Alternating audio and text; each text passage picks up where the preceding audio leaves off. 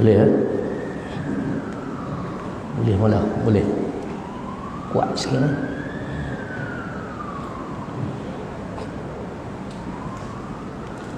Assalamualaikum warahmatullahi wabarakatuh. Alhamdulillahirabbil alamin. Wassalatu wassalamu ala asyrafil anbiya'i wal mursalin wa ala alihi wa sahbihi ajma'in. Rabbi shrah li sadri wa yassir li amri wahlul 'uqdatam min lisani yafqahu qawli. Wala haula wala quwwata illa billahil aliyyil azim. Muslimin dan muslimat yang dirahmati Allah Subhanahu wa taala, sebelum kita sambung bab yang kedua, yang pertama habis dah kan? Hadis yang saya bahas tak habis. Hadis 15 perkara yang mengundang bala. Hadis riwayat Imam Tirmizi, idza fa'anas ummati 15 khaslatan halla bihal bala. Qila wa ma hiya ya Rasulullah? Qala idza kana al maghnamu duwala wal amanatu maghnama waz zakatu maghrama wa atara ar-rajulu zawjatahu wa aqqa ummahu wa barra sadiquhu wa jafa abahu wartafa'atil aswatu fil masajid wa kana za'imul qaumi ardalahum wa ukrima rajulu makhafata syarrihi wa syuribatil khumur wa lubisal harir wa tukhidatil qiyanu wal ma'azif wa la'ana akhiru hadhihi al ummatu awwalaha falyartaqibu 'inda dhalik rihan hamra aw khasfan aw masqa. Itu sepenuhnya hadis. Riwayat Imam Tirmizi. Hadis dhaif tetapi maknanya sahih. Pasal perawi itu dia tak cukup syarat. Walau bagaimanapun maknanya sahih, makna benda tu berlaku, ia adalah kata Nabi. Yang kita belum bahas 11, 12, 13, 14, 15. Wasyuribatil khumur, di antara pengundang bala ialah apabila arak diminum di merata-rata tempat berlelosa. Jadi perbahasan lah dalam negara kita. Kata kerajaan yang ada ni nak membenarkan di antaranya judi, daripada 8 kali sebulan jadi 22. Begitu juga orang nak petikai arak. Bagi saya tak ada masalah. Menteri Agama kita cakap tak ada masalah sebab kita bukan menteri. Menteri Agama ni boleh buat satu cadangan perjumpaan semua ketua-ketua agama. Bukan dia susah kan? Pak Ji setuju tak? Pak Ji setujulah, saya setuju. Kita bukan menteri agama, kita cakap panggil semua ketua-ketua agama, Buddha, Hindu, Kristian, Islam, bincang dua benda ni dulu, arak dan judi. Bukan dia susah. Kalau semua mereka jawab arak dan judi mengikut agama mereka haram kan? Jadi salah satu wasyuribatil khumur, apabila arak ni berleluasa. Bukan mengata siapa, ni pengalaman. Sewaktu saya pergi ceramah di Langkawi, duduk di pantai Cenang, chalet berhadapan dengan laut. Kita musafir ni buat jamak dan qasar lah. Tidur lepas dah pukul 6 bangkit mandi, sementara nak pergi kuliah maghrib, keluar chalet, pergilah tepi pantai. Ada bangku-bangku tu bagi anak-anak orang Melayu duduk minum arak. Saya tengok ni bukan saya nak pergi sana. Siap dengan kacang goreng, bau kau dia kata. Tu dia. Ni yang berlaku yang Nabi sebut. Kita kadang-kadang malu kat Singapura. Saya dipahamkan. Saya baca satu artikel, satu rencana. Negara Singapura tidak membenarkan arak diminum di public places, di tempat awam, tak boleh. Nak minum, nak berdarah sampai mabuk muntah, beli di luar, balik minum di rumah. Bagus kan? Jadi kita ni tak boleh bias, tak boleh berat sebelah. Mana kerajaan buat tak betul, kita kena kata tu baru menepati ajaran Islam. Jangan kerana kerajaan kita pun cakap bab tu tak mau sentuh, itu tak adil. Setuju Pak Imam? Pak Imam jangan tak setuju pun. Setuju Ustaz? Walaupun Ustaz pakai mask, saya tahu Ustaz. Tu cerita dia. We have to be fair. Kena berlaku adil pada semua pihak. Kita kena bercakap sebab agama kita ajak ad-dinun nasihat. Agama itu nasihat. Siapa yang perlu diberi nasihat di antaranya wali a'immatil muslimin, pemimpin kaum muslim. Tuan-tuan buka Syekh Mustafa Abdul Rahman, hadis ni hadis ke-7 Matan Arba'in, hadis ke-7 ni dia sebut, dia hurai. Syekh Mustafa Abdul Rahman ni dia hebat tuan-tuan, sebab dia terjemah hadis dan dia boleh hurai syarah hadis. Tu yang hebat tu. Kita takat terjemah sikit-sikit boleh nak hurai tak boleh pergi nak syarah, bukan bidang kita. Kita pun ustaz besar-besar je kan.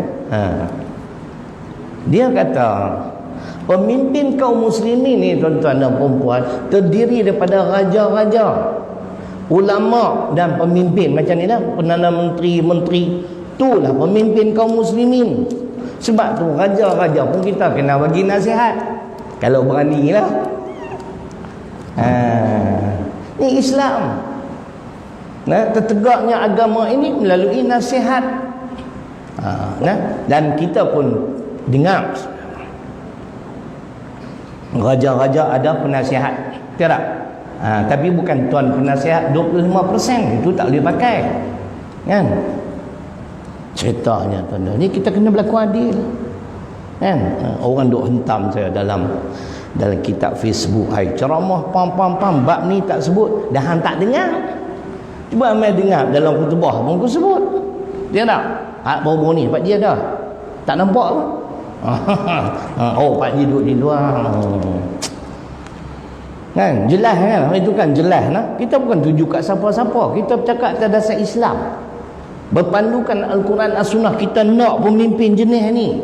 Kalau tak ada sifat yang saya sebut tujuh, sebenarnya poin-poin yang saya sampaikan pada hari itu ialah daripada Jabatan Agama Islam Selangor tahun 2013.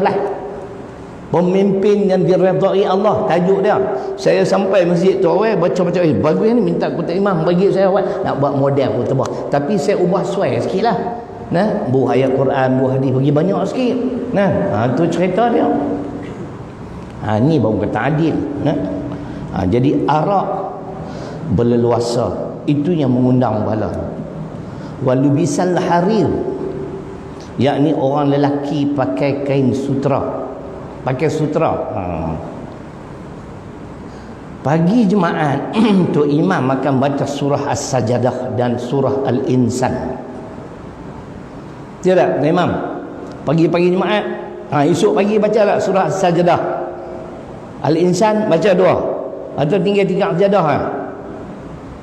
Dalam surah Al-Insan surah ke-76 ayat 12, cuba tuan-tuan cek, ada sini As-Sajdah, wa jazahum bima sabaru jannatan wa harira. Tu dia pakai sutra, sabar lesat. Allah kata sebagai balasan di atas kesabaran kamu sewaktu hidup di dunia, hari ni aku bagi pakai sutra. Lo tak boleh, haram, dosa, mengundang bala untuk lelaki. Yang ke-13, wa tukhidatil qiyanu. Ini semua mengundang bala. Apabila para artis-artis, penyanyi, pelakon disanjung-sanjung. 30 tahun dah saya berdakwah, tak dapat satu gelaran pun. Kod dah Datuk ke Datuk Seri, harap cucu ada 7 orang tu yang jadi Datuk kat tu. Patut bagi lama orang ni. Kita pun teringin juga nak bagi tuan-tuan bagi. Assalamualaikum Ustaz Datuk Seri. Oh, kemas dengar. Dah mati dia pulun dibagi. Aduh, sanjung sangat, puja sangat para artis-artis ini. Wal ma'azif yang ke-14, muzik banyak dimain-mainkan. Hari ni nasyid tanpa muzik tak sedap Ustaz. Betul tak? Tengok Ustaz suka muzik mana tu? Tu dia anggap.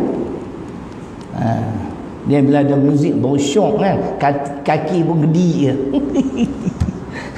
Cuba main nasyid kosong tak boleh. Dia ada backup dia, orang panggil apa? Dia pun duk main muzik, dia orang panggil apa? Lupa dah. Dia pasang lagu tu, dia menyanyi tapi belakang tu orang panggil apa, mendatang apalah, biar dia lah, tak ingat tak apalah, bukan ada faedah apa. Muzik banyak dimain-mainkan. Yang ke-15, wala ana akhiru hadhihi ummatu awwalaha. Ni berlaku tuan-tuan. Siapa nak nafi?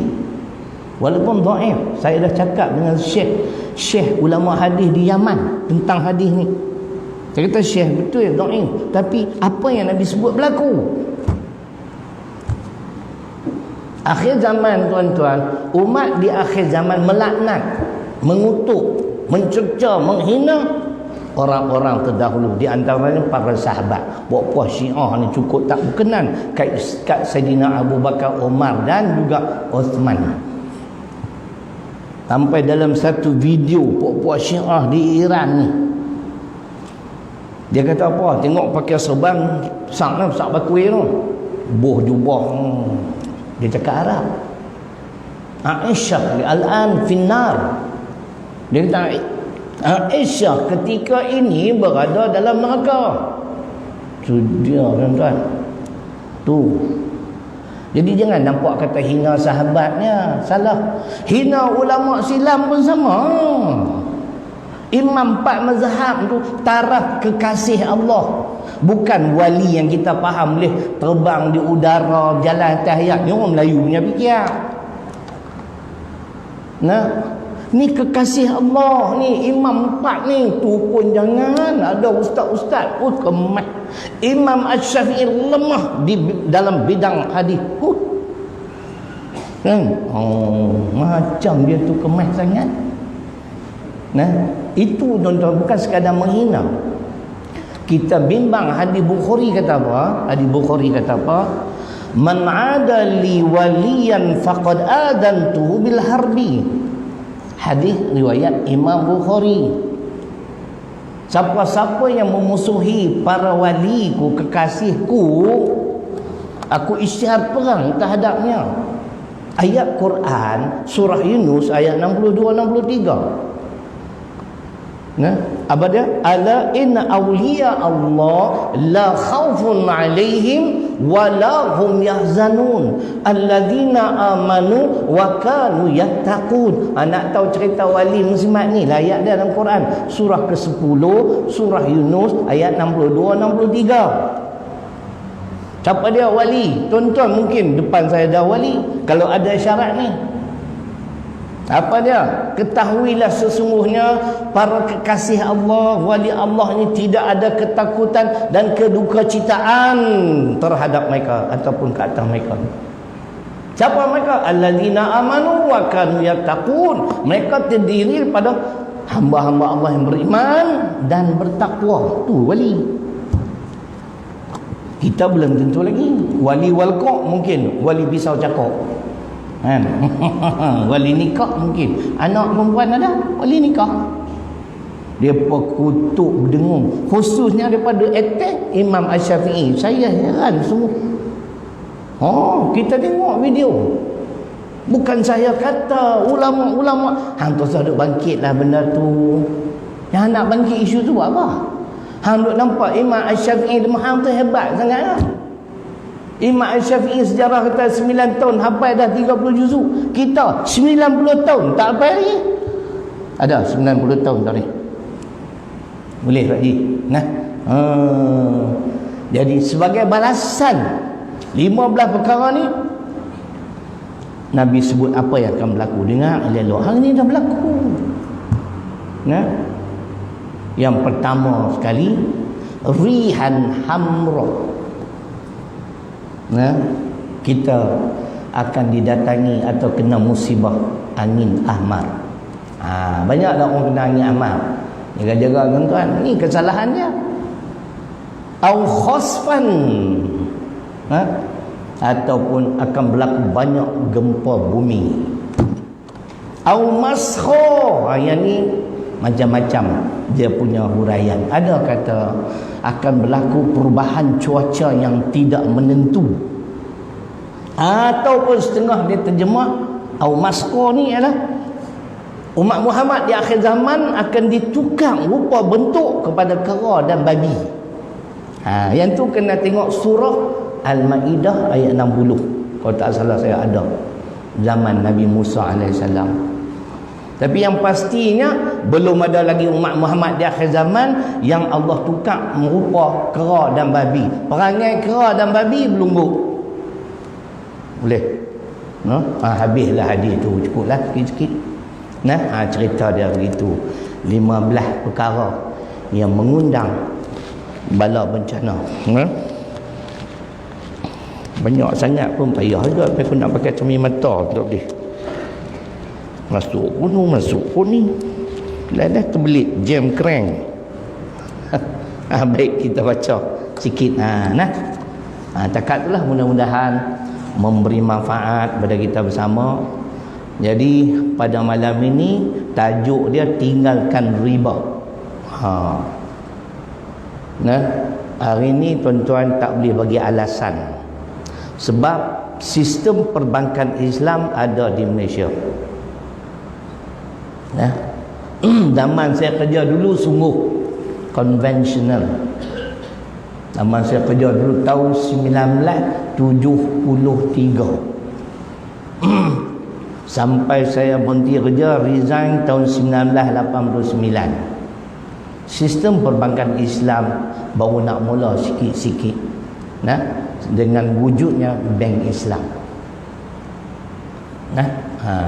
Jadi ini di antara firman Allah Subhanahu Wa Taala surah Al-Baqarah 278-279 yang akan membahaskan tentang tajuk tinggalkan riba. Ya ayyuhalladzina amanu taqullaha wa dharu ma baqiya minar riba in kuntum mu'minin fa in lam taf'alu fa'dhanu biharbin minallahi wa rasulih wa in tubtum falakum ru'usu amwalikum la tazlimuna wa la tuzlamun. Maksudnya, wahai orang-orang yang beriman, bertakwalah kamu pada Allah dan tinggalkanlah jangan menuntut lagi saki baki riba yang masih ada pada orang yang berhutang dengan kamu, jika benar kamu orang-orang yang beriman.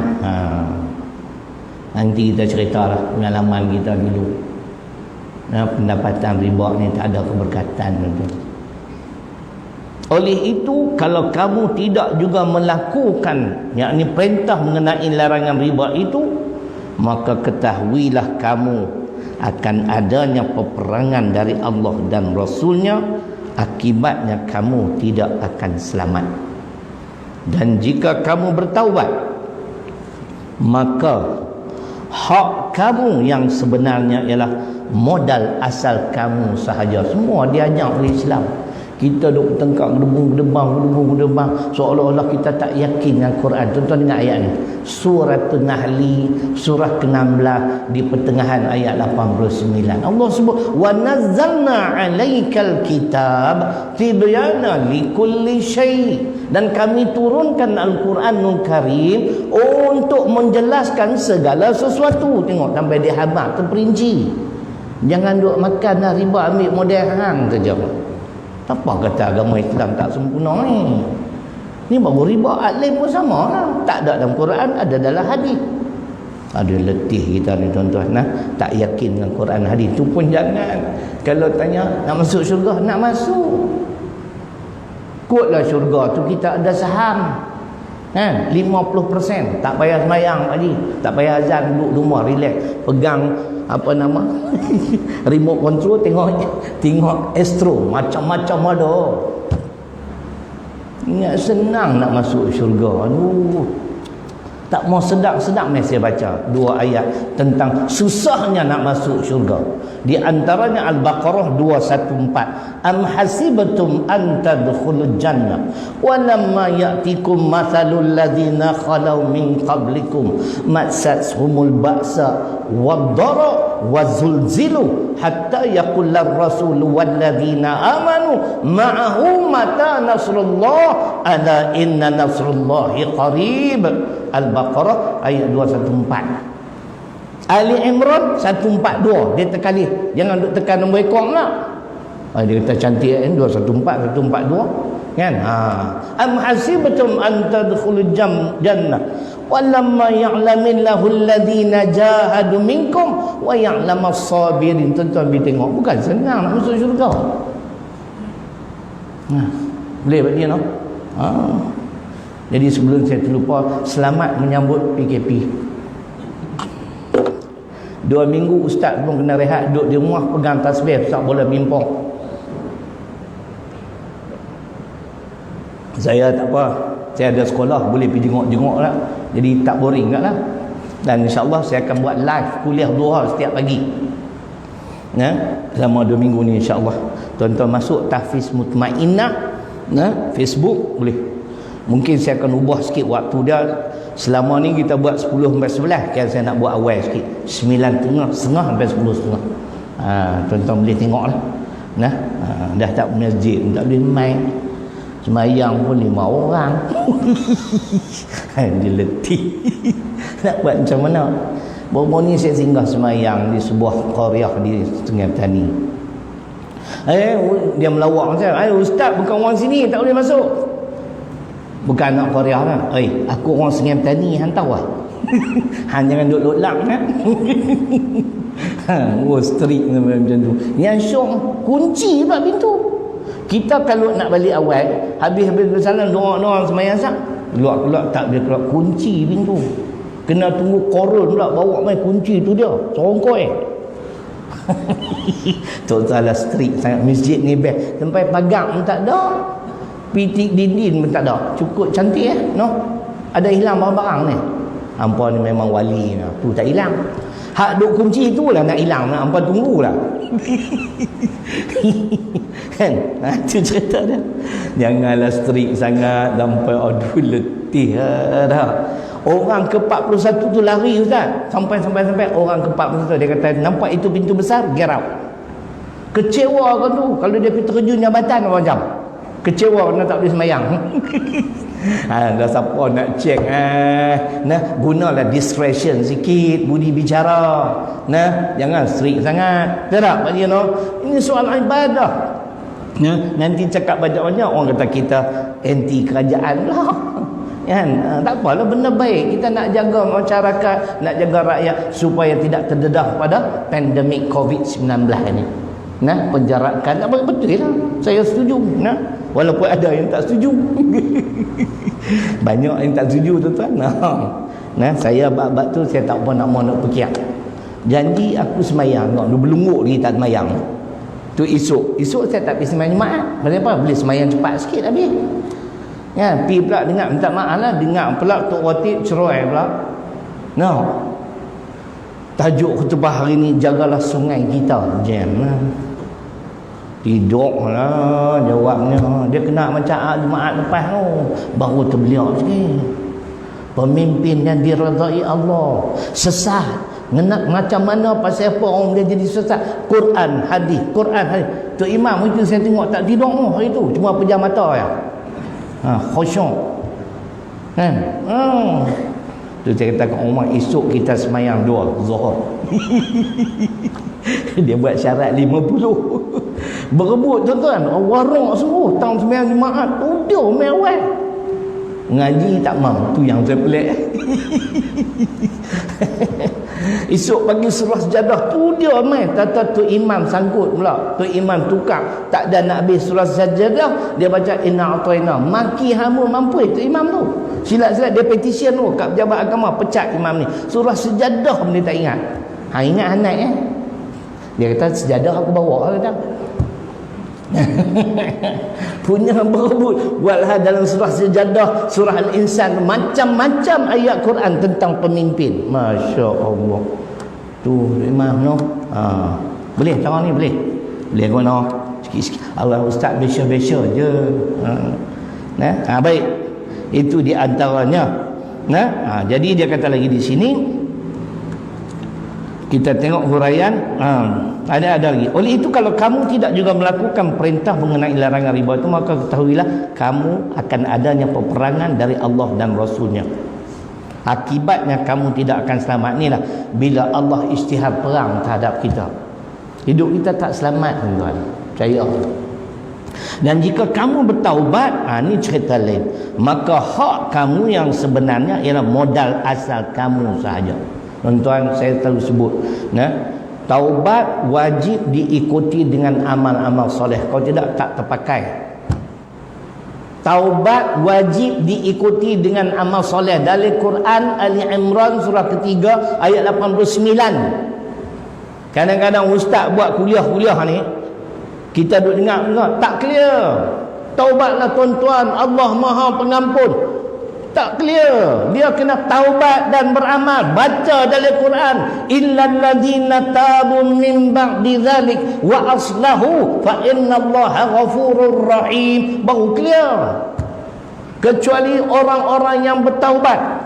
Setelah daripada bertaubat itu mereka beramal, maka sesungguhnya Allah Maha Pengampun lagi Maha Penyayang. Baru clear. Dia kata, tu imam, saya taubatlah. Tak tikam dekok. Alhamdulillah tu imam. Tak main masjid pun. Mayang benar. Duk tengok Undertaker pakai seluar dalam Gusti. Loh, tak jadi. Kata dulu bila pension nak kerak main masjid. Bagi macam-macam alasan. Aduh. Saya dengar Ustaz Syamsuri. Saya kebelakangan ni sonok belah dengar dia. Dia lain berdalai sikit tuan-tuan. Dia tak politik, dia tak masuk. Sikit-sikit lah. Tapi bernas. Soal malaikat nak tanya dalam alam barzakh, man rabbuka? Dia kata, ingat boleh jawab dengan mulut senang-senang lah. Nak jawab tu dia kata, amalan kita ketika kita hidup di dunia dulu. Kalau amal itu menepati Al-Quran As-Sunnah, boleh jawab mak Allahu Rabbi. Walaupun soalan ni dah bocor. Jangan lupa tu salah satu soalan.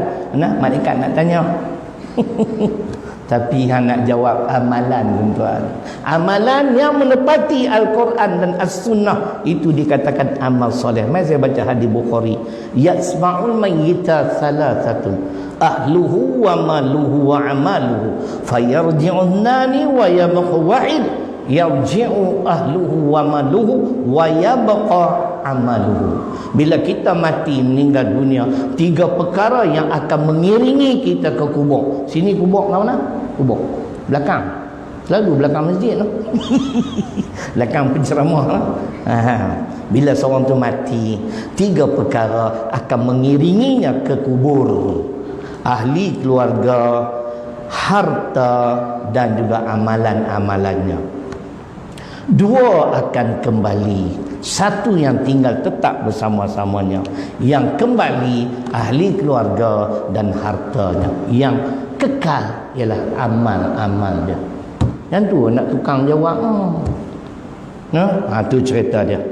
Jadi di sini, dan jika kamu bertaubat, taubat yang disertai dengan amal-amal soleh, kita tambah, maka hak kamu yang sebenarnya ialah modal asal kamu sahaja. Dengan yang demikian, kamu tidak akan berlaku zalim kepada sesiapa, dan kamu juga tidak akan dizalimi oleh sesiapa. Inilah Islam, tuan-tuan. Baik, kita tengok huraian. Panjang sikit huraian dah. Baik. Huraian dah. Riba pada zahirnya adalah salah satu sistem ekonomi yang sangat mudah dan menguntungkan, tetapi di sebaliknya adalah kekejaman, penindasan dan kezaliman. Saya buat contoh-contoh. Bukan nak sebut mana-mana bank secara umum saja. Kadang-kadang kita tengok perbankan Islam. Contoh saja nak. Kita pun pergi belilah rumah, ambil housing loan, hutang 100,000, bayar balik 220,000. Tu dia. Dia nak buat macam mana? Tu dia ada pun cara Islam. Tapi bagi saya 120,000 tinggi. Lebih kurang macam riba je. Cuma sedap sikit pasal ada Islam. Ni yang kita nak kena pindah juga tuan-tuan benda ni, tak tak? 100,000 hutang bayar balik 220,000 reput. Kan? Walaupun bunyi Islam kan, tapi bagi saya is tinggi sangat kan? Biarlah mereka buat, mereka jawab dah esok. Kita selamat sebab kita ambil melalui pinjaman sistem perbankan Islam. Ia cara paling berkesan untuk terus mengkayakan golongan berada tanpa menanggung risiko yang tinggi. Nak kata risiko tu ada juga. Kalau bank tu tak apalah kan, dia boleh ambil lawyer lah apa semua saman. Macam saya kena kan. Bila saya resign tu, saya tak mau bayar apa dah housing loan saya tu. Mai surat peringatan, tak peduli. Last kali dia mai satu surat, yang tu saya baca. Sekiranya tuan gagal kan, mahkamah akan mengeluarkan perintah tangkap. Lebih kurang tu, dengar-dengar tu dandan piu. Bukan berani sangat ustaz ni pun. Kan? Dia cerita sikitlah pengalaman. Saya ada orang yang saya kenal, dia pandai bidang undang-undang. Saya tunjuk surat tu, ini ustaz kenapa ni? Kalau tak, mahkamah boleh ambil tindakan tu. Kan? Oh ya kau. Tapi saya tak mau ambil lawyer, saya kata. Saya mana ada duit. Kan? Nak ambil lawyer, nak bela diri. Saya tanya dia, boleh tak? Kalau saya bela diri sendiri. Dia kata boleh. Ustaz kena minta kepada hakim untuk membela diri sendiri. Jadi hari itu lama adalah cerita ni kan. Cuma RTM tak buat rakaman, aku tak syok buat drama bersiri kan. Nama saya dipanggil. Kita kata kes yang ke-9 pada pagi ini di antara Maybank dan Encik Syahrilung. Sila bangun. Maybank dia hantar lawyer dia lah kan. Lawyer pun nampak takut, takut kat hakim. Dia tanya, tolong bangun Encik Syahrilung. Saya bangun. Saya tuan. Suara kuat tu. Hakim pun terkejut, biar betul dia ni.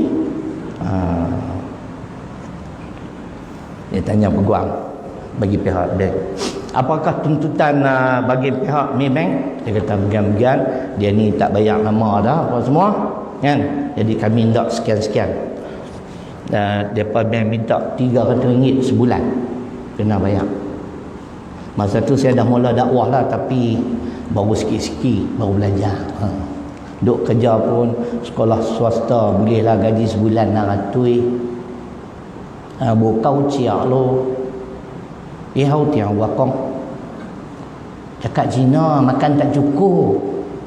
Tuan-tuan faham tak apa yang saya kata? Wakong Hokian tapi tampuk-tampuk lo. Saya boleh cakap Hokian tapi sikit-sikit lah. Teriman boleh. Cina sasi ko golak cik pik kau cap. Tak lah, tak belajar. Cap it, cap ji, cap se, cap si, cap go, cap lang, lepas tu pelak. Pasal apa? Tok Guru mampu lah. Pelak ni Tok Guru, aku dah belajar sampai 16 lah. 17 tak disebut lah. nak bagi hilang ngantuk ya.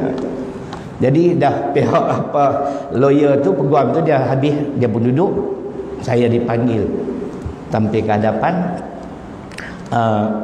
Hakim tanya saya, siapa peguam bela Encik Syahril? Tuan Hakim. Kemai tu, suara kuat, orang kecil je. Saya ingin meminta budi bicara Tuan Hakim untuk membenarkan saya membela diri sendiri, kerana saya tidak ada kemampuan untuk mengambil seorang peguam untuk membela. Dipersilakan 10 minit untuk berhujah. 10 minit saya ceramah dalam mahkamah. Siap bawa dengan fail semua sekali dengan dokumen, pergi bagi kat dia pula. Habis penggulungan saya 10 minit tuan-tuan.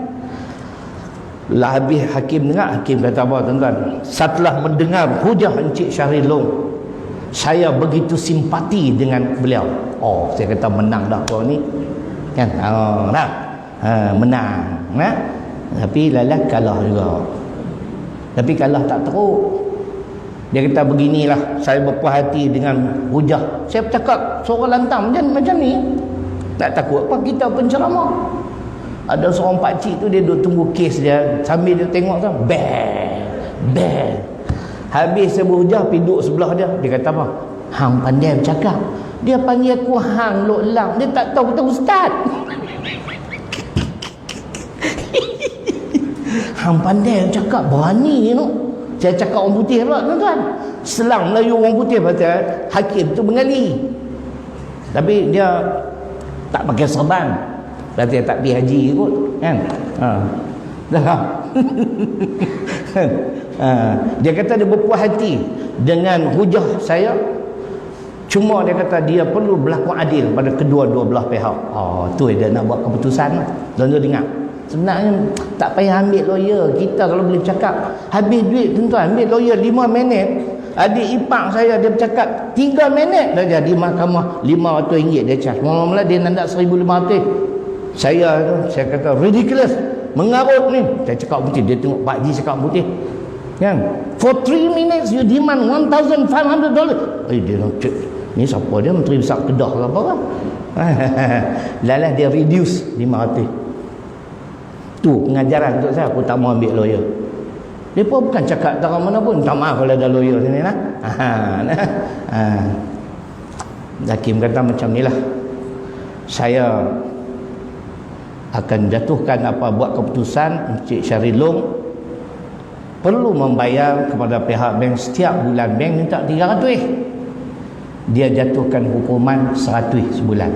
Mana sebab hujah saya bagus. Saya pun tampil ke hadapan Tuan Hakim. Bawa kemas lagi. Oleh kerana kedudukan saya, kewangan saya tidak kukuh, dengan pendapatan begitu kecil, saya ingin mencadangkan saya bayar balik pinjaman ni sebulan RM30. Hakim kata, tak boleh, rendah sangat, rendah. Tak apa, saya up sikit, RM50. Mahkamah gelak tuan-tuan. Orang pakai gelak, saya kata up sikit. Saya jenis lawa, aku peduli apa. Akhirnya dia kata tak apalah, saya buat keputusan RM100. Yang syok tu hakim ajak saya pula. Walau bagaimanapun Encik Syahril, sekiranya Encik Syahril tidak ada kemampuan untuk membayar semula hutang bulanan RM100, datang jumpa saya, ada jalan keluar. Loh, dia ajak aku ada jalan keluar lah. Sebab saya dah minta khidmat nasihat hakim juga lah. Kalau kita pandai berhujah, tak payah ambil lawyer lah tuan-tuan. Sediakan dokumen-dokumen. Saya abang tu, kalau kes-kes yang ke depan, saya tak akan ambil lawyer. Saya boleh bercakap, takut apa kan? Tapi kena sedia fakta-fakta. Apa kes yang kita hadapi. Tidak Imam. Tak Imam anggotlah, tak pernah masuk lagi. Try tengok. Itu cerita tentang pengalaman. Jadi saya terpaksa bayar setiap bulan RM100. Akhirnya hampir 12 tahun kot bayar. Lepas tu orang beritahu kat saya, kalau benda macam ni dah berlarutan sampai 10 tahun ke atas, tak perlu bayar. Cuma ustaz rojok pun kita minta tahu. PP rojok memang betul. Jadi saya buatlah satu rundingan dengan pihak bank. Saya sudi membayar satu lamsam Nah, kemudian kes ni ditutup. Alhamdulillah tuan-tuan, bank terima. Bukan banyak pun, dia bagi tak banyak. Dia memandangkan payment saya bagus dan semua. Akhirnya tak ada kes, habislah. Tapi rumah tak ada lah. Rumah tak ada tuan-tuan lah. Sistem riba. Kita duduk 5 tahun dah bayar 40,000. Tengok-tengok hutang tu banyak tu lagi. Sudahlah. Tu kata riba. Nah, jadi ceritanya tuan-tuan, elaklah pinjaman riba ni. Nah, baik. Jadi dia kata di sini, dengan riba yang ditambah ke atas hutang dan pinjaman, pemiutang hanya perlu menunggu tarikh yang ditetapkan untuk mengaut keuntungan tanpa sebarang usaha. Lah ni kalau tak pi kat bank, dia ada lagi pi kat alung. Tu yang saya marah, pi bubuh long, apa nama pak aku long, pi kat alung. Tapi risiko tinggi. Ini berlaku di Selangor tuan-tuan. Alung mai cari sampai di rumah. Ugut tu di Selangor. Tu. Nah. Jadi kawan yang kena ugut tu cari. Saya punya bodyguard di Selangor, ada seorang bodyguard. Dia ni kemas tuan-tuan. 4 orang lawan dengan dia. Tak boleh makan cekak. Tu baru dia, belum saya lagi. Baru bodyguard Dia bodyguard saya 20 tahun. Kami pergi ceramah Selangor, mana-mana, luar negeri, semua dengan dia lah. Dia kata dia pergi settle alung tu, tengok dia risau lah, kan. Pasal dia ni orang kenal lah, kaki tabur orang. Kan. Tapi dia khidmat saya 20 tahun tuan-tuan. Tapi rezeki dia Masya Allah berkat kono, bawa ustaz berdakwah. Hari ni dia dapat satu projek yang cukup besar. Saya pun tak sangka. Kalau projek dia dah mula berjalan, kalau berjaya tuan-tuan, dia akan jadi jutawan tu. Saya kata hang tu, rezeki hang tu. Sebelum ni dia memang susah. Mula-mula saya kenal dia seorang baling. 20 tahun dia duk bawa saya ke Hulu, ke Hilir. Semualah satu Malaysia kecuali utara. Johor, Sembilan, Terengganu semua pinggan kereta dia. Dia dapat projek cukup besar. Dia ni jenis rahsia sikit. Walaupun dia kawan saya lama, dia tak pernah cerita kata dia dapat. Ni duk tengah buat projek ni lah. Rezeki dia lah. Nah. Jadi makna dia pun kata memang sungguh ustaz, jangan duk ambil ngalu. Dia main ugut tu, lu tak boleh bayar, lu kasih dia punya anak sama saya. Kau rancak tu. Jadi kawan tu pun tak tahan, dia cari kau ni ya. Ada apa hal? Dia tengok bodyguard saya emas ya. Apa hal? Ada tara ini dia hutang juga, tara bayar juga. Itu belum saya pergi lagi kan. Kalau saya pergi lencun seluar dia apa kan. Tak saya cari pasal lah tuan-tuan. Nah, dengan riba-riba ni. Zaman-zaman dulu, zaman saya kerja bank tu ada seorang Cina. Hari ni dia jutawan. Dia adalah money lender. Kalau dulu peringkat awal dulu Cati kan.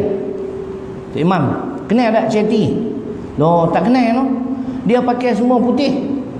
Baju putih, kain putih, lebih kurang macam ihram lah. Kan?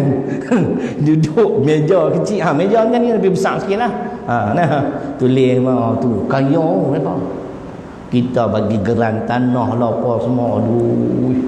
Akhirnya hilang macam tu lah. Nah, ada cara Islam, cari cara Islam lah tuan-tuan. Buat apa? Nah, baru ni kau kata saya terdesak ustaz, macam mana? Terpaksa ambil riba. Dia kata tak boleh. Jawab dia memang tak boleh. Walau bagaimanapun kamu perlu ikhtiar dan usaha bayar secepat mungkin. Dia kata tak ada jalan lain. Kan? Nak pergi merompak pun tak boleh lah. Ambil sistem riba. Sebab ada pandangan kalau betul darurat, diharuskan, bukan haruskan, darurat betul-betul, tapi kena ikhtiar bayar cepat-cepat, tak mau terlibat dengan riba. Tapi kalau saya tak usah duit ambil, hidup tak barokah tuan-tuan. Dia kata saya dah tak ada jalan lain ustaz kan. Dia tak kata kalau ni tak boleh ustaz, saya hutang kat ustaz lagi jam. Kan ustaz kata 20%. Persen ni semua riba tuan-tuan. Dalam Islam bila kita berhutang, orang yang bagi hutang tu tak boleh letakkan hutang 1,000 bayar balik, tak boleh. Orang yang hutang tu masa habis bayar 1,000, dia fikir lah kawan ni telah bantu dia meringankan beban dah. Okey, ni hutang 1,000 ini 200 ambil lah. pergi beli dari yang mesangking apa, boleh kalau habang awal-awal hutang 1,000 bayar balik 1,100 tu riba. Jaga-jaga sikit nah. Sebab tu tuan-tuan elaklah benda-benda ni. Dulu-dulu belum ada sistem perbankan Islam, kaki tangan kerajaan semua ambil housing loan, tidak? Riba dah tu, riba. Bila dah diperkenalkan sistem perbankan Islam, apa dia buat? Kawan saya cikgu Kuala Ketir, dia pergi Kementerian Kewangan. Nah, dia pergi bagi nama dia, lepas semak harga rumah dia beli dulu berapa dengan keuntungan riba, dia akad lain. Saya beli rumah ni dengan harga 1,000 hutang, tak kena dah riba. Boleh faham tak? Lebih kurang macam tu lah. Ramai cikgu-cikgu semua pergi Kementerian Kewangan, pergi akad cara Islam. Kita macam beli motor lah tuan-tuan, hutang 5,000, tunai 4,000. Kita nak beli hutang, tuan-tuan tanya orang lain lah, saya pun buka aris sangat. Kita beli dengan harga 5,000 hutang, kita akad dengan dia. Katalah Cina tu nama Guan Eng kan. Saya ingat nama tu, lain tak pernah ingat. Guan Eng ini saya beli ni motor dengan harga RM5,000 hutang, InsyaAllah tak kena riba. Dia tanya orang lain lah. Itu saya belajar sebab tu saya duduk di Pondok Lanai. Tok Guru kata macam tu. Nah, sebab tu sahabat saya tu dia pergi Kementerian Kewangan, depa banyak guru semua pakai pipi akad ni. Mana tak terlibat dengan riba. Ni dia habakna hutang 1,000 bayar balik 200,000. Dia ada persen dia tentu 4% kan. Housing loan kerajaan 4% kot. Jadi elak benda ni tuan-tuan, sebab memang hidup tak ada barakah. Saya sendiri melaluinya. Memang tak ada barakah, betul. Sampai satu tahap tuan-tuan, wang simpanan saya hanya tinggal beberapa ratus saja setelah saya resign. 7 tahun kemudian tengok-tengok tak ada apa, tak barakah. Saya pun kecut nak tu. Aku nak buat macam mana ni kan? Anak kecil-kecil lagi. Tapi Allah bagi ilham, bagian. Alhamdulillah. Dah tak kaya tak apa tuan-tuan, tapi jiwa tenang. Laisal ghina an kathratil arab walakinnal ghina ghinan nafsi. Hadis Bukhari. Bukanlah kaya itu dengan memiliki harta benda yang banyak, tetapi kekayaan sebenar kaya jiwa. Jiwa yang masa cukup, jiwa yang masa puas. Alhamdulillah. Tu cerita dia. Baik. Dekat sejam dah. Dia tak boleh lama-lama kuliah ni. Sekejap lagi semua jadi mata Jepun. Tahu mata Jepun halui. Kalau ustaz pun mata halui jam. Ustaz pasti dia mengajar, kata dia boleh nak. Bukan lena, khusyuk.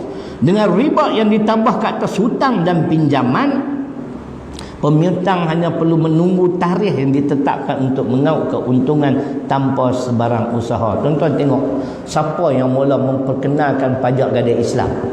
Kalau tak salah saya, Kerajaan Kelantan kot. Pajak gadai Islam. Tuan-tuan tengok macam mana cara Islam cukup bagus. Contohlah kita pergi gadai gelang isteri kita, gelang donat. Bukan donat buah mulut, buah di tangan. Kan? Gelang donat. Pi nak buat pinjaman 10,000 kan. Emas pun berat kan, ada berapa kilo tu. Ini memang boleh bagi 10,000. Contoh saja, katalah pinjaman 6 bulan. Sampai tarikh kita tak boleh nak bayar. Dia extend 3 bulan. Tapi dia bukan kena riba, service charge, charge perkhidmatan. Taklah. Kemudian sampai 3 bulan pun tak boleh. Jadi kita kena pergi, saya tak mampu bayar. Tuan-tuan tengok sistem Islam. Dia ambil emas kita tu, dia kali dengan harga semasa. Kan? Berapa gram? Katalah 100 gram ke? Kali harga semasa. Dengan harga semasa, katalah 15,000. Kita pinjam 5,000 saja. Saya dipahamkan macam tu. Jadi tuan-tuan, dia ambil hak kita hutang saja. Servis charge dia ambil lah, perkhidmatan kan. Dia bagi balik kita 5,000.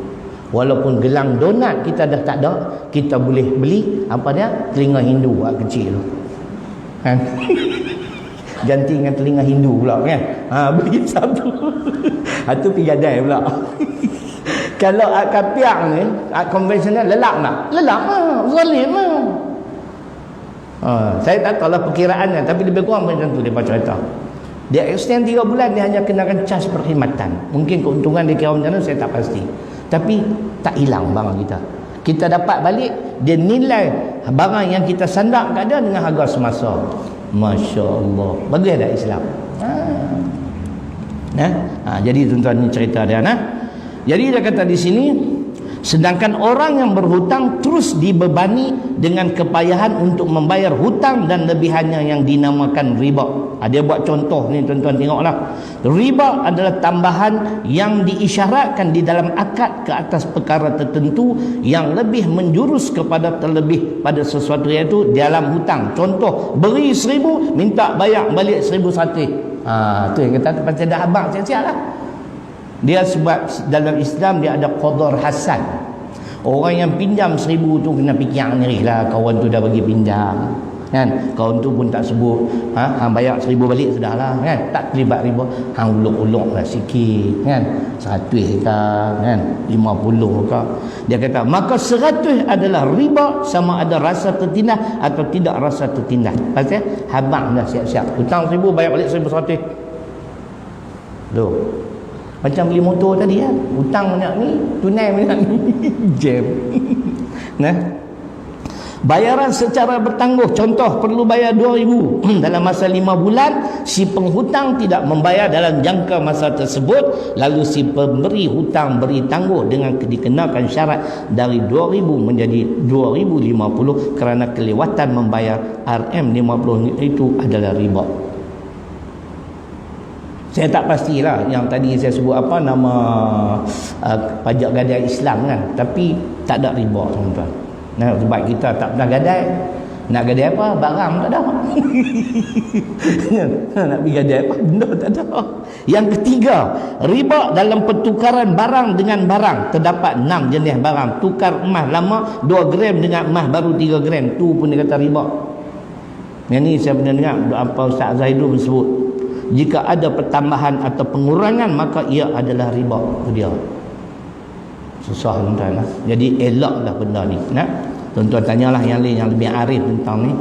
Allah Subhanahu Wa Taala memerintahkan kepada orang yang beriman agar meninggalkan riba. Bahkan Allah Subhanahu Wa Taala mengisytiharkan perang ke atas orang yang masih berterusan mengamalkan riba dalam urusan kewangan mereka. Maksud perang di sini ialah hilangnya keberkatan. Ini betul-betul. Tak ada barakah hidup saya dulu. Tapi syukurlah saya sempat taubat nasuha. Ya ayyuhalladzina amanu tubu ila Allahi taubatan nasuha. Syukur Allah bagi kesempatan. Saya resign, saya letak jawatan, saya mengadu pada Allah. Aku nak melakukan perubahan dalam kehidupanku ya Allah. Aku memohon pimpinan petunjukmu ya Allah, supaya aku menjadi seorang hamba yang baik. Jadi dia gerak hati saya pergi masuk pondok Lanai. Jumpa Tuan Guru Haji Omar Zuhdi, seorang alim yang cukup warak. Berkat tu lah saya berjumpa dia tuan-tuan. Tuan-tuan bayangkan tengok orang yang duduk di pondok Lanai punya lama, 15 tahun, 20 tahun, Tok Guru tak pi rumah dia. Saya baru duduk 6 bulan, dia mai rumah saya. Rupanya mai-mai tu tuan-tuan, dia ada kira cara. Setengah kata Tok Guru Umar Zuhdi ni memang wali. Orang yang zuhud, ilmu dia Masya Allah, amalannya. Pagi tu dia sembang, anak-anak saya tak bangkit tidur ke, duduk dalam kelambu. Saya ingat ni, saya beli goreng pisang, minum kopi. Sembang tanya sebab hukum agama. Dia pun baru nak kenal saya daripada mana dulu, kenapa berhenti. Sejam tuan-tuan. Oh, jadi heboh, jadi bualan orang di pondok. Macam mana Tok Guru boleh pergi rumah dia? Tok Guru tu tarah wali, yang ni anak wali. Yang tu boleh tak tahu. Rupanya Tok Guru nak bagi kat saya satu benda tuan-tuan. Yang ni tak boleh abang. Siapa nak tahu bayar RM100. Hampa semua nak free. There's nothing free in this world. Dia pesan kat saya 2 tuan-tuan. saya nak pesan kat awak, dia kata, dia dah turun lah anak tangga yang kedua. Pondok tu pun pondok Allah dhaif lah ya, mengaji. Dia pijak anak tangga yang kedua, dia beralih, dia tengok muka saya. Saya nak pesan kat awak dua perkara, awak buat insya-Allah. Apa dia tuan-tuan? Pertama dia suruh zikir. Kena zikir. Yang kedua selawat, insya-Allah. Dia balik. Tu saya pesannya. Jadi tuan-tuan tak usah tanyalah ustaz buat ke tak? Kan? Tapi bila kita mula amal ni tuan-tuan, memang Tuhan tunjuk. Nah, memang Tuhan tunjuk. Nah, keberkatan walaupun kita tak ada pendapatan tetap harian, bulanan, tapi hidup kita ada barakah.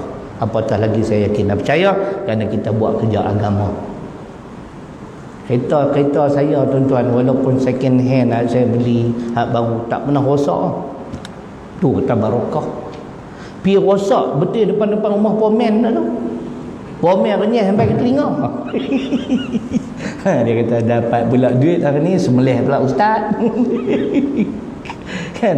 Tu kata barakah. Kita boleh rasa tuan-tuan. Tapi yang saya nampak sangat, yang betul jelas, 6 kali saya pergi Mekah tuan-tuan. 2 kali haji, 4 kali umrah. Ustaz berapa kali dah? Berapa kali? Pergi Mekah.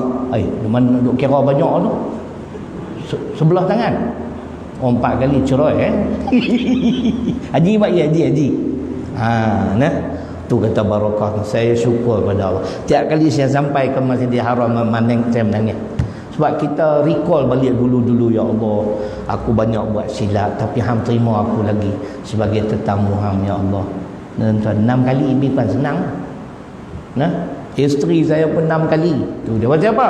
Isteri saya setia dengan saya. Tu yang saya sayang bela. Nah, dia bagi sokongan, dokongan buat kerja dakwah. Nah, cuma satu bukan dia tak bagi, nak kahwin seorang lagi. Dia kata dia bagi Pak Haji, tapi syarat dia nak cari. Dekat 20 tahun dah dia cari, tak jumpa-jumpa. Lalah aku mati dulu. Cerita lah. Dia pun dapat pinang kali, 2 kali haji, 4 kali umrah. Masya Allah tuan-tuan.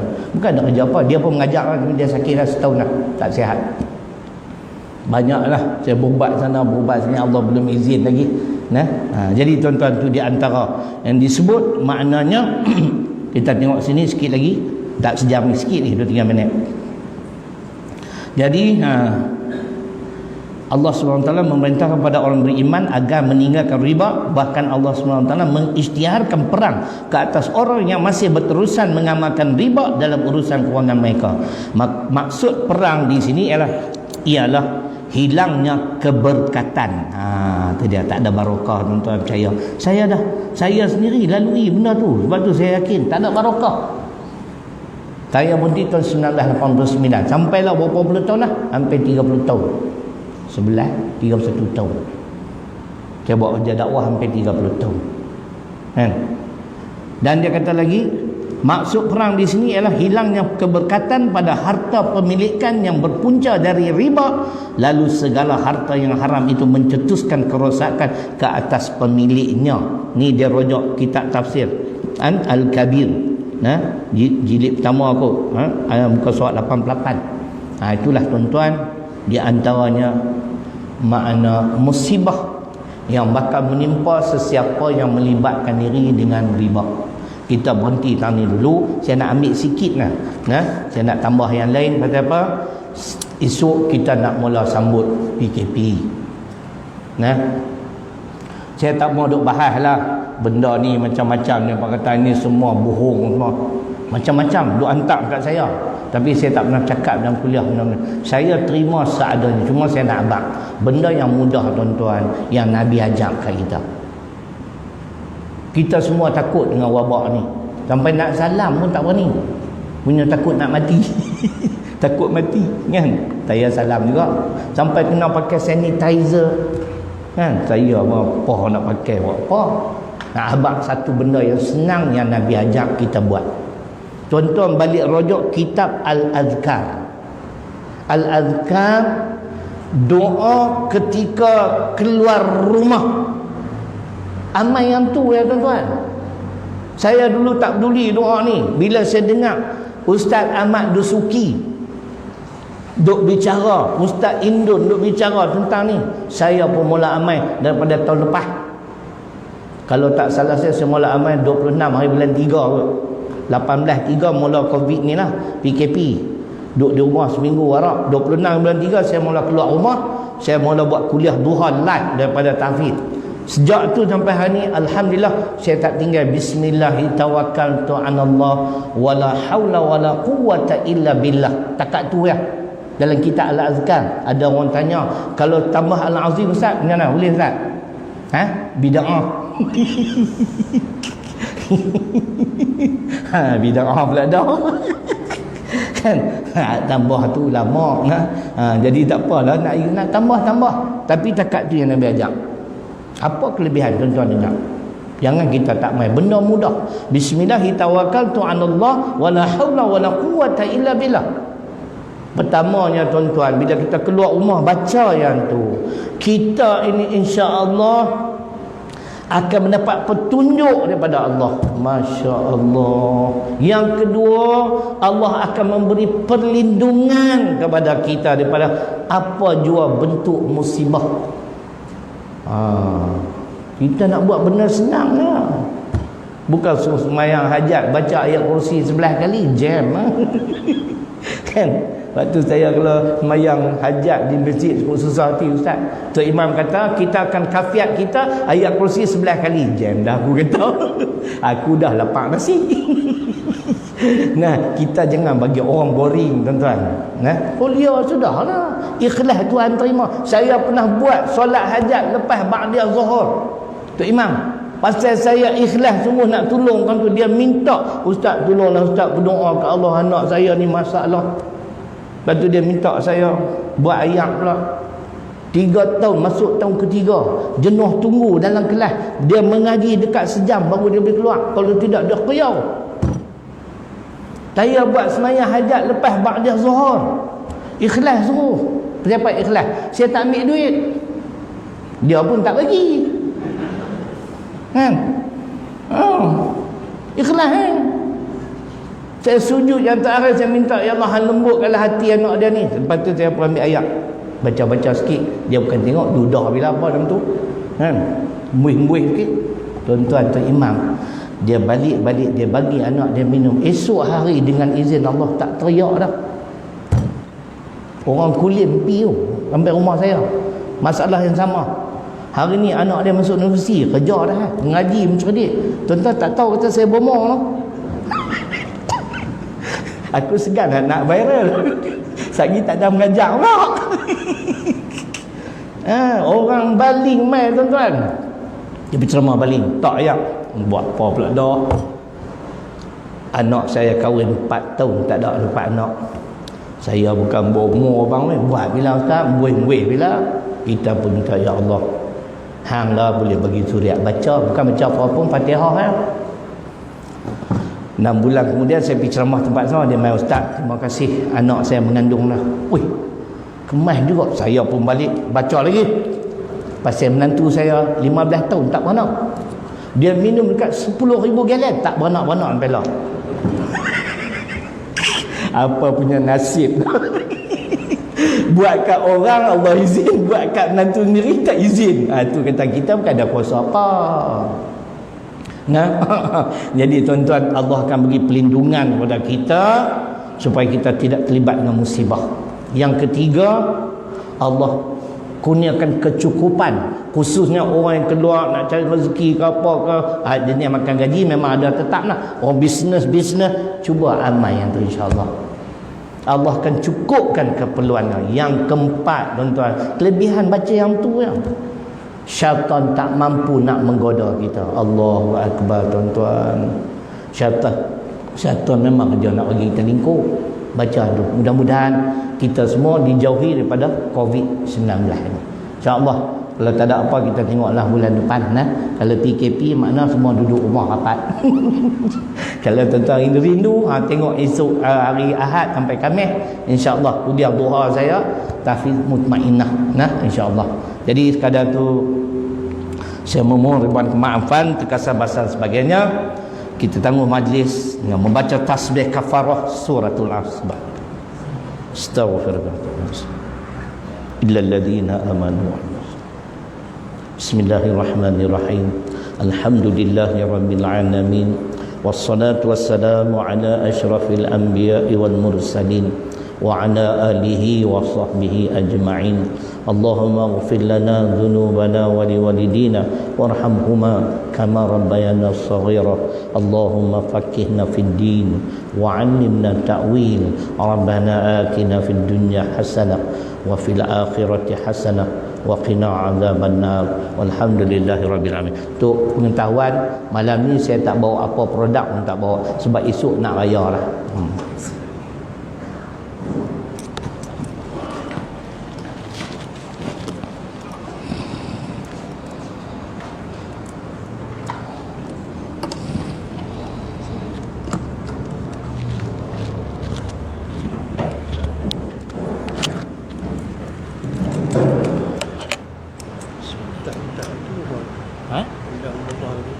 Ada lepas tak bayar?